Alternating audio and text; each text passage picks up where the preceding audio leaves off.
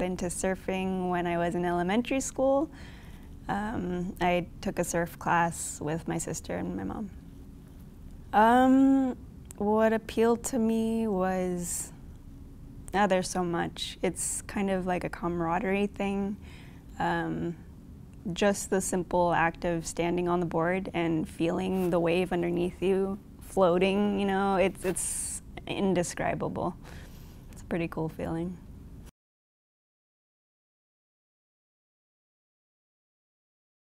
It's exciting. It's kind of like watching a sport, any other sports game. People are hanging out. It's usually a very chill environment. You're just watching people having fun, and it's not that competitive. So it's a nice vibe.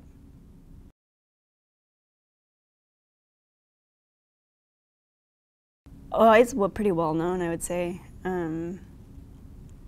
I don't remember what decade surfing became really big in California, but I know Huntington Beach is kind of like the surf capital kind of place,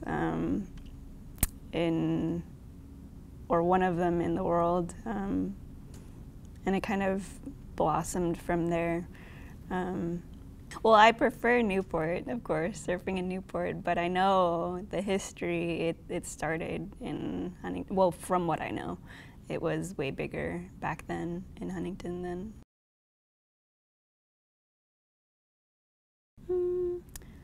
That's a good question. I haven't surfed that much in Huntington.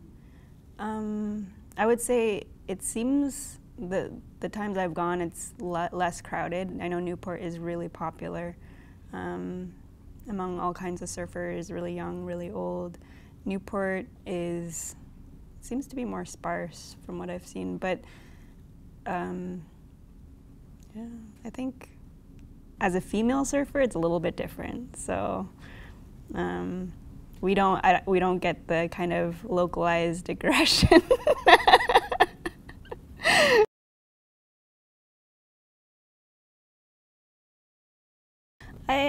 I wouldn't say that I've been like a big part of it. I definitely am more of a seasonal surfer. But from the people that I know who are, I would consider to be in the surf culture, it's their life. Like that's every day you're thinking about surfing. Every day you are checking the charts and, you know, seeing where the waves are at and what's coming. So it's kind of consuming for for a lot of people.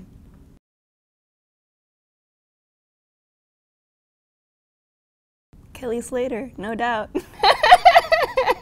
Grew up watching him, so he's awesome.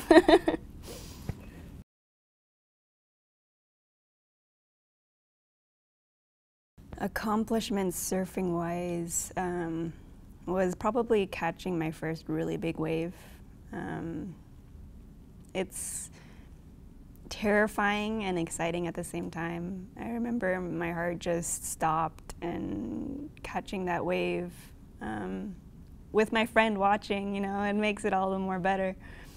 But it's indescribable because you get this rush of adrenaline, and it's hard to beat that kind of feeling when you're out in the water and you experience that in the mornings. It makes you wonder why you're not in the water every single day, you know. So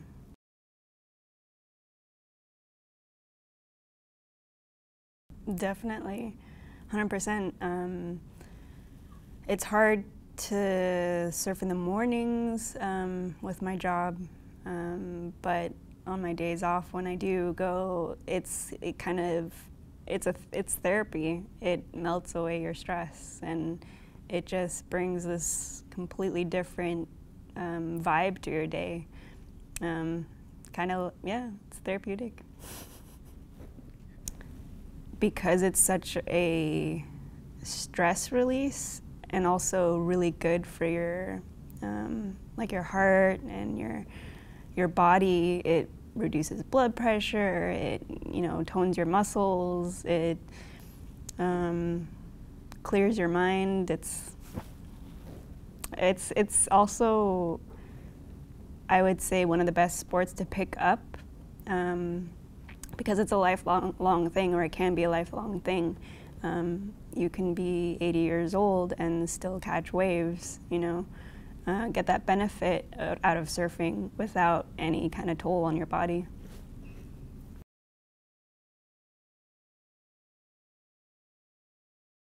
Ooh, advice for people getting started into surfing. Just keep at it. Yeah, the more you get out there, the easier it gets.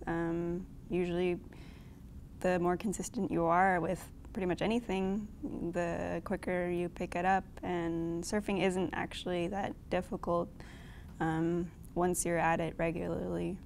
And you don't really need that much strength.